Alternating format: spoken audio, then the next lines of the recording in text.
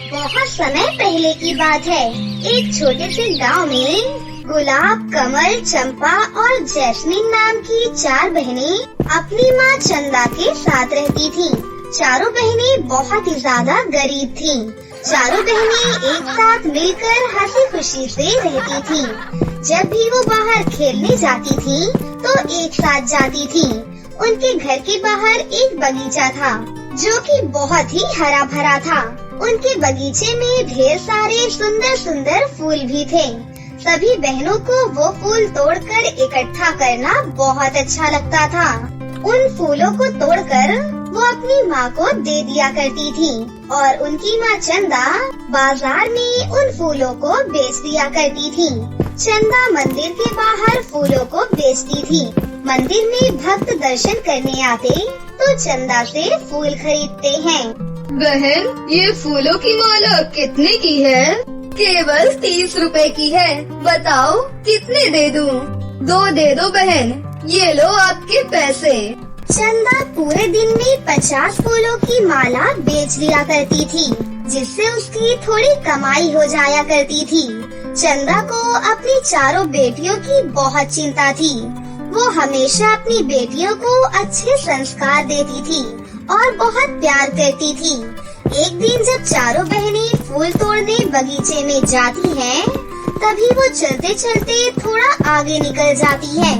आगे चलकर उन्हें ऐसा नजारा दिखाई देता है जैसा उन्होंने पहले कभी भी नहीं देखा था। चारों बहनें ये नजारा देखकर आश्चर्यचकित रह जाती हैं। वो चारों इधर उधर देख ही रही होती हैं कि तभी उनके पास एक बूढ़ी औरत आती है, जो वही बगीचे में एक झोपड़ी में रहती थी। वो बूढ़ी औरत चारों लड़कियों को आवाज लगाती है, बेटियों, इधर आओ। मैंने आज तक तुम्हें कभी भी नहीं देखा। कहाँ रहती हो तुम सब? बुढ़िया माँ, हम यहाँ पास में ही रहती हैं, परंतु आप यहाँ इस झोपड़ी में अकेली ही रहती हैं क्या? हाँ बेटा, मेरा इस दुनिया में कोई सहारा नहीं है। मैं तो इस बगीचे में इन फूल पौधों के सहारे ही जिंदा रहती हूँ। वो बूढ़ी औरत उन सभी बहनों को अपने साथ बैठने के लिए कहती है और फिर सबसे बड़ी बहन गुलाब उन सभी लोगों के लिए चाय बनाती है और सभी लोग आपस में बैठकर चाय पीते हैं। तभी वो बूढ़ी अम्मा अपने जीवन के बारे में उन्हें बताती हैं। बेटा, तुम सब जानती हो, मुझे यहाँ रहते हुए करीब 80 साल हो गए हैं। मेरे बच्चे विदेश में पढ़ने गए थे और अब वो वहीं रहने लगे हैं। मैं यहाँ पर अकेली रह गई हूँ और अकेले ही अपना जीवन यापन करती हूँ। मैं तुम्हें एक रहस्य की बात बताती हूँ। वो बूढ़ी अम्मा उन्हें छुपे हुए बगीचे के जादू के बारे में बताती है। वो बूढ़ी औरत उन चारों बहनों से कहती है कि उसके बगीचे के फूल कोई मामूली फूल नहीं है, वो जादुई और शक्तिशाली फूल हैं। जो भी व्यक्ति उस फूल को तोड़ता था, वो खुद भी फूल बन जाता था। ये सब सुनकर चारों बहनों को यकीन नहीं होता, लेकिन वो बूढ़ी औरत से कुछ भी नहीं कहती और उसकी बातों को अनसुना कर देती हैं। उसके बाद काफी देर तक सब बातें करते हैं। फिर वो बूढ़ी औरत किचन में खाना पकाने के लिए चली जाती है। सभी बहनों को बूढ़ी अम्मा की कही बात याद आती है और वो बगीचे के सुंदर सुंदर फूल तोड़ने लगती है। दीदी, हमें ये फूल तोड़ लेने चाहिए। देखो तो कितना सुंदर फूल है ये। मुझे लगता है इन फूलों की कीमत हमें बहुत अच्छी मिलेगी। तभी वो चारों बहनें एक एक फूल तोड़ने की कोशिश करने के लिए आगे बढ़ती हैं। चलो दीदी, देखते हैं कि फूलों को तोड़ने के बाद क्या होता है। अम्मा की बात सच होती है या नहीं, अभी सब कुछ पता चल ही जाएगा। इसके बाद सभी बहनें वो फूल तोड़ने ही जाती हैं कि तभी वो चारों बहनें फूल में बदल जाती हैं। अब चारों बहनें सुंदर फूलों में बदल गई थीं।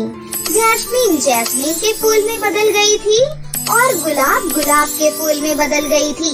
चंपा चंपा में बदल जाती है और कमल कमल में बदल जाती है। चारों बहनें अपना ये नया रूप देखकर बहुत आश्चर्यचकित रह जाती हैं और वो एक दूसरे से बातें करने लगती हैं। दीदी, ये हमारे साथ क्या हो गया? हम तो फूल में बदल गई हैं। अब हम वापस अपने रूप में कैसे आएंगे? अगर हमें किसी ने भी तोड़ लिया तो हम अलग हो जाएंगे। इतना कहकर चंपा जोर जोर से रोने लगती है। तुम चिंता मत करो, हमें बहुत ही जल्द इसका उपाय मिल जाएगा। तुम थोड़ा सब्र रखो। बूढ़ी औरत का सारा काम खत्म हो जाता है और वो बाहर आकर देखती है कि उन चारों बहनों के साथ क्या हुआ। तभी वो देखती है कि सभी बहनें फूट फूट कर रो रही हैं। तभी वो बूढ़ी औरत उनके पास आती है और उनको बताती है कि मैंने तुम लोगों को पहले ही बता दिया था, उसके बाद भी तुम लोगों ने मेरी बात नहीं मानी। चलो कोई बात नहीं, अब रोने का कोई फायदा नहीं है। मैं तुम्हें इस जादू को तोड़ने का एक उपाय बताती हूँ। उस उपाय से तुम वापस अपने रूप में बदल जाओगी। यहाँ से थोड़ी ही दूरी पर एक जादूगर रहता है। उस जादूगर के पास बहुत सारी जादुई शक्तियाँ हैं और वो अकेला ही तुम्हें इंसान बना सकता है। परंतु तुम तो वहाँ नहीं जा सकती हो, इसके लिए वहाँ पर किसी और को जाना होगा। मैं अभी इतनी योग्य नहीं हूँ कि वहाँ पर जा सकूँ। परंतु हाँ, तुम मुझे अपने घर का पता बता दो, मैं तुम्हारी माँ को सब कुछ बता दूंगी। शायद वो तुम्हारे लिए कुछ कर सके।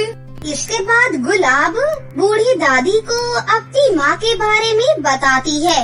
बूढ़ी दादी उन चारों बहनों के घर के पास जाने लगती है। काफी दूर चलने के बाद वो उनके घर पर पहुंच जाती है। कोई है क्या घर में? बूढ़ी औरत देखती है कि घर में उन चारों बहनों की माँ बैठकर रो रही होती है। तुम सब कहाँ चली गई हो मुझे छोड़कर? मेरी प्यारी बेटियों, तुमने अपनी माँ के बारे में एक बार भी ख्याल नहीं किया। पता नहीं तुम सब इस वक्त कहाँ पर होगी और क्या कर रही होगी। जल्दी घर वापस आ जाओ, मुझे बहुत चिंता हो रही है। बूढ़ी औरत चंदा के पास पहुंच जाती है और उसे बताती है कि किस तरह उसकी चारों बेटियां फूलों में बदल गई हैं। ये सुनकर चंदा को बहुत दुख होता है। तभी वो बूढ़ी दादी उस जादू को तोड़ने के लिए चंदा को उपाय बताती है। अब चंदा ने ठान लिया था कि वो अपनी बेटियों को वापस इंसानी रूप में बदल कर दिखाएगी। बूढ़ी दादी के बताए अनुसार चंदा उस जादूगर की खोज में यात्रा पर निकल जाती है। आखिरकार काफी कोशिशें करने के बाद चंदा उस जादूगर के पास पहुंच जाती है। वो जादूगर के पास पहुंचकर कहती है, जादूगर जी, मैं आपके पास बहुत ही कठिनाइयों से होकर आई हूँ। मुझे आपकी मदद की आवश्यकता है। मेरी बेटियाँ फूलों में बदल गई हैं। कृपया करके उनको वापस इंसान बना दीजिए। मैं आपके पास काफी उम्मीदें लेकर आई हूँ। वो एक बहुत ही नेक और शक्तिशाली जादूगर था। वो हमेशा जरूरतमंद लोगों की मदद करता था। वो बहुत ही दयालु था, इसलिए वो बहुत ही प्रसिद्ध था। अरे अरे, तुम तो बहुत घबराई हो। तुम जरा आराम करो, तुम चिंता मत करो। मैं तुम्हारी बेटियों को वापस इंसान में बदल दूंगा। इसके बाद वो जादूगर अपनी शक्तियों से एक जल का कलश चंदा को दे देता है और कहता है, ये लो बहन, ये जल तुम अपनी सारी बेटियों को पिला देना। उसके बाद तुम्हारी बेटियां वापस अपने असली रूप में आ जाएंगी। फिर चंदा जादूगर से वो जादुई जल ले लेती है और वापस से बूढ़ी औरत के घर पर आ जाती है। बूढ़ी औरत चंदा का इंतजार कर रही होती है। उसके बाद वो बूढ़ी औरत चंदा से वो जल ले लेती है और उसकी चारों बेटियों को वो जल पिला देती है। जल पीने के बाद ही वो तुरंत वापस अपने असली रूप में आ जाती हैं। अरे वाह माँ, हम वापस से अपने असली रूप में आ गई हैं। माँ आपका बहुत बहुत शुक्रिया और दादी माँ आपका भी बहुत बहुत शुक्रिया। अगर आज आप नहीं होती तो शायद हम कभी भी वापस इंसानी रूप में नहीं आ पाती। हम आपका ये एहसान कभी भी नहीं भूलेंगी। अब तुम चारों बहनों को घबराने की कोई जरूरत नहीं है, परंतु हमेशा याद रहे कि अपने से बड़ों की बातों को हमेशा माननी चाहिए। अगर वो कुछ कह रहे हैं तो इसका मतलब उसके पीछे कुछ तो कारण है। समझ गई? अब आगे से ध्यान रखना। चारों बहनें बूढ़ी अम्मा को धन्यवाद देती हैं और वापस अपनी माँ के पास चली जाती हैं और उसके बाद हंसी खुशी से अपनी जिंदगी जीने लगती हैं। हेलो दोस्तों, आज मैं आपको जो कहानी सुनाने जा रही हूँ, ये कहानी है फूल बनने वाली जादुई बहनों की। तो चलिए दोस्तों, देखते हैं आज की ये कहानी। चंडीगढ़ नाम के एक राज्य में प्रताप सिंह नाम का एक राजा राज्य करता था। उसकी 2 संतानें थीं, राजकुमार अभिमन्यु और राजकुमारी साक्षी। उनके राज्य की प्रजा बहुत ही सुखी थी। चारों तरफ खुशहाली ही खुशहाली थी। उनके राज्य में एक कुसुम नाम की औरत रहा करती थी। उसकी 2 बेटियां थीं। एक का नाम था सुनैना और दूसरी का नाम था गौरी। वो दोनों भी बाहर जाकर काम किया करती थीं, लेकिन उनकी माँ उन्हें बाहर काम करने से मना किया करती थी। वो दोनों अपनी माँ को काम करता देखकर बहुत ही दुखी होती थीं। हमें हमारी माँ की मदद करनी चाहिए। हाँ दीदी, लेकिन हम कैसे माँ की मदद कर सकते हैं? अरे गौरी, पिछले साल मैंने जिस जादूगरनी के यहाँ काम किया था, उसने मुझे एक वरदान दिया था कि मैं एक बड़े फूल के पेड़ में बदल सकती हूँ। चलो आज हम उसे आजमाते हैं। उसके लिए मुझे 2 पानी के घड़े चाहिए। जाओ, तुम जाकर उसे लेकर आओ। उसके बाद गौरी 2 पानी के घड़े लेकर आती है। गौरी, अब तुम मेरे ऊपर ये पहले घड़े वाला पानी डालो और मैं एक बहुत बड़े फूल के पेड़ में बदल जाऊंगी और तुम मेरे फूल बहुत ही सावधानी से तोड़ना। कोई भी पत्ते या टहनी को कोई भी नुकसान नहीं होना चाहिए, ठीक है? ठीक है दीदी। उसके बाद सुनैना नीचे बैठ जाती है और मन ही मन में कोई मंत्र पढ़ती है। तब गौरी उसके बदन पर पहले घड़े का पानी डालती है। देखते ही देखते सुनैना एक फूल वाले पेड़ में परिवर्तित हो जाती है। ये देखकर गौरी बहुत खुश हो जाती है और 2 टोकरी भर के फूल बड़ी सावधानी से तोड़ने लग जाती है। उसके बाद गौरी उसके बदन पर दूसरे घड़े वाला पानी डाल देती है। फिर वो वापस से अपने असली रूप में परिवर्तित हो जाती है। दीदी, ये फूल कौन बेचने जाएगा? मैं और कौन जाएगा? मैं नगर में फूल बेचने के लिए जा रही हूँ। फिर सुनैना राजमहल के बाहर फूल बेचने खड़ी हो जाती है। फूल ले लो फूल, ताज़ा ताज़ा खुशबूदार फूल ले लो। तभी उसकी आवाज राजकुमारी साक्षी सुन लेती है और साक्षी अपनी माँ के पास जाती है और उनसे कहती है, माँ, मुझे बहुत सुंदर फूल दिखे हैं। वो बेचने एक लड़की बाहर खड़ी है। क्या मैं उसे महल में बुला लूँ? हाँ बेटा, बुला लो। तभी साक्षी नौकरों को कहकर सुनैना को अंदर बुला लेती है। नमस्ते महारानी जी, आपने मुझे बुलाया? हाँ, हमने बुलाया है आपको। जी महारानी जी, क्या सेवा कर सकती हूँ मैं आपकी? ये फूल बहुत ही पसंद है राजकुमारी साक्षी को। इसके कितने पैसे लोगी? मैं क्या बोलूँ, हम गरीब लोग हैं महारानी जी। आप जितना भी दोगी मैं उतना ले लूँगी। ठीक है। रानी वो फूल की टोकरी ले लेती है और एक सोने के सिक्कों से भरी हुई पोटली सुनैना को दे देती है। फिर सुनैना वहाँ से चली जाती है। अब सुनैना भी सोने के सिक्के के मिलने की वजह से बहुत ही खुश है। गौरी भी ये देखकर खुश हो जाती है। अब दोनों प्रतिदिन फूल निकाला करती थीं और उन्हें बाजार में जाकर बेचा करती थीं। राजकुमारी साक्षी भी लगभग हर रोज ही वो फूल खरीदा करती थी। ये फूल हर रोज कौन लाता है? ऐसे फूल तो मैंने कभी नहीं देखे। मुझे इन फूलों का पेड़ देखना है। राजकुमार जी, हमारे यहाँ ये फूल एक लड़की लेकर आती है।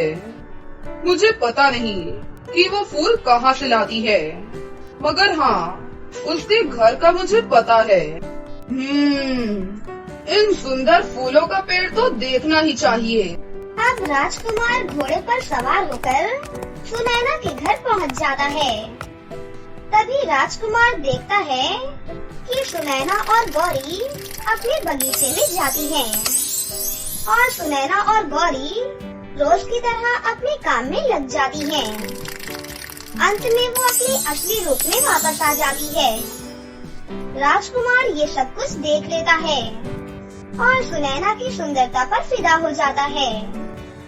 वो राजमहल आकर अपने पिता से कहता है, पिताजी, आज मैंने एक लड़की को देखा है और वो लड़की मुझे बहुत पसंद आई है। आपको कोई लड़की पसंद आई है, यानी वो काबिले तारीफ होगी। हम कल ही उसके घर वालों से बात करेंगे। आपका बहुत बहुत धन्यवाद पिताजी। अब महाराज अपने सैनिकों को बुलाकर उसकी माँ को महल आने के लिए बोलते हैं और सैनिक कुसुम के घर जाकर राजा का बुलावा बोलते हैं। गौरी, सुनैना, जल्दी से बाहर आओ।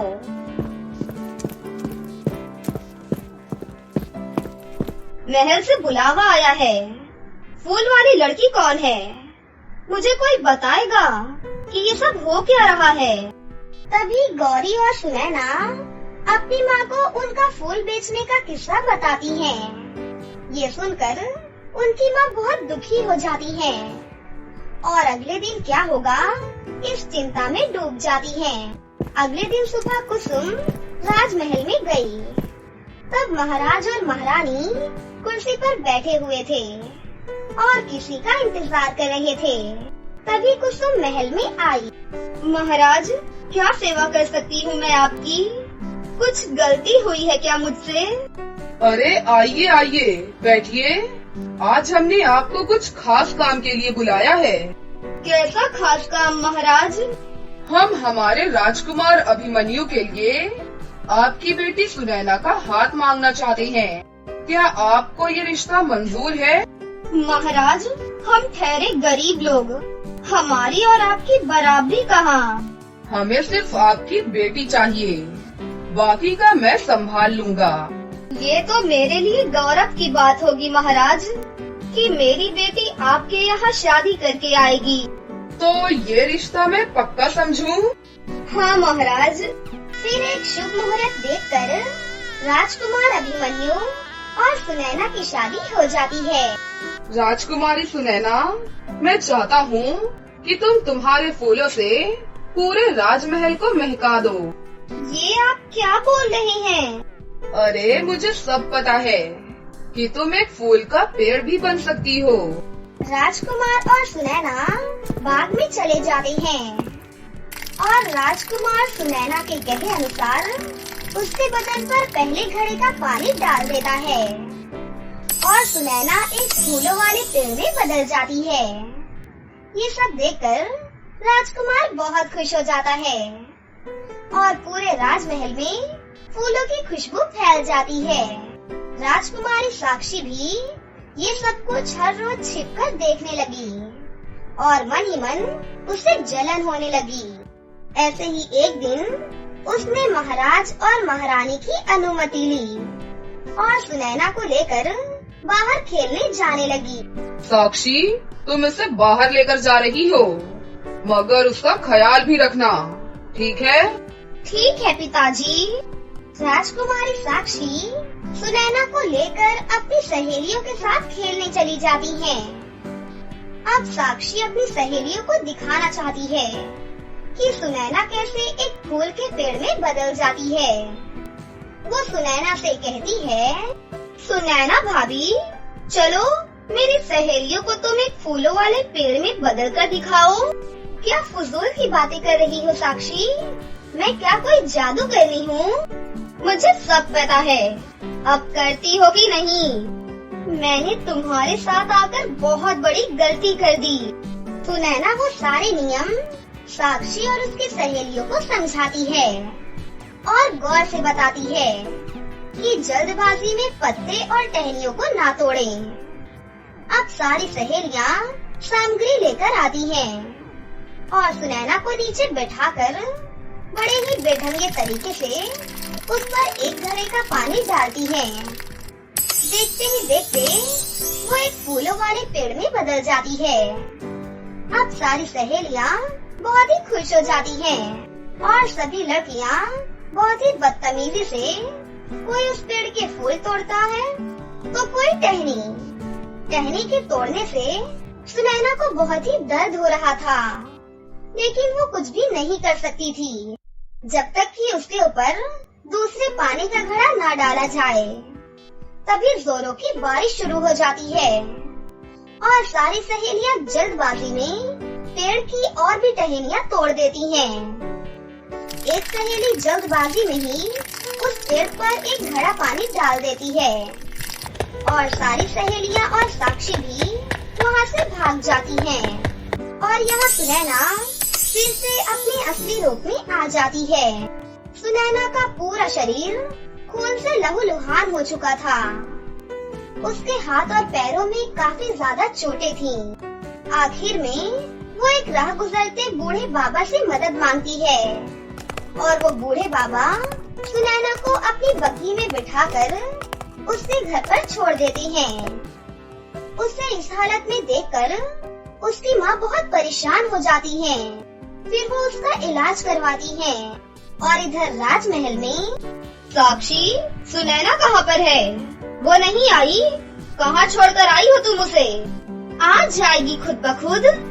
महारानी राजकुमारी साक्षी से पूछताछ करने की कोशिश करती है, लेकिन वो उन्हें कुछ भी नहीं बताती और राजकुमार अभिमन्यु सुनैना को पूरे राज्य में ढूंढते हैं, लेकिन वो उसे कहीं भी नहीं मिलती।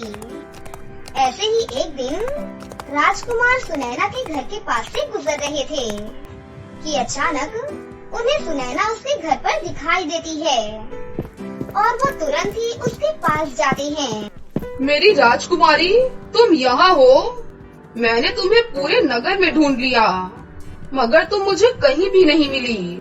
तुम यहाँ क्यों आए हो? मैं मेरी बेटी को तुम्हारे साथ नहीं भेजूंगी। कुसुम राजकुमार अभिमन्यु को सारा किस्सा बता देती है। साक्षी को उसके किए की सजा जरूर मिलेगी और उसे उचित दंड हो, इसका इंतजाम मैं करूँगा।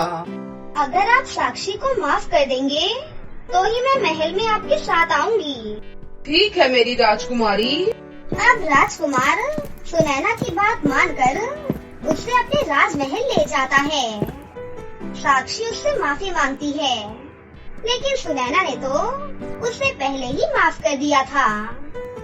अब महाराज राजकुमार अभिमन्यु और राजकुमारी सुनैना को राज अभिषेक कर देते हैं और वो राज्य के नए महाराज और महारानी बन जाती हैं। महाराज अभिमन्यु अपनी रानी का बहुत ही अच्छे से ख्याल रखते हैं और अब वो दोनों खुशी खुशी अपना जीवन गुजारने लगते हैं। तो दोस्तों, कैसी लगी आपको हमारी ये कहानी? अगर आपको हमारी कहानी अच्छी लगी हो तो इसे जरूर लाइक करें, साथ ही हमारे चैनल को सब्सक्राइब भी कर लें और बेल आइकन को दबाना ना भूलें। मिलते हैं अगली वीडियो में। धन्यवाद।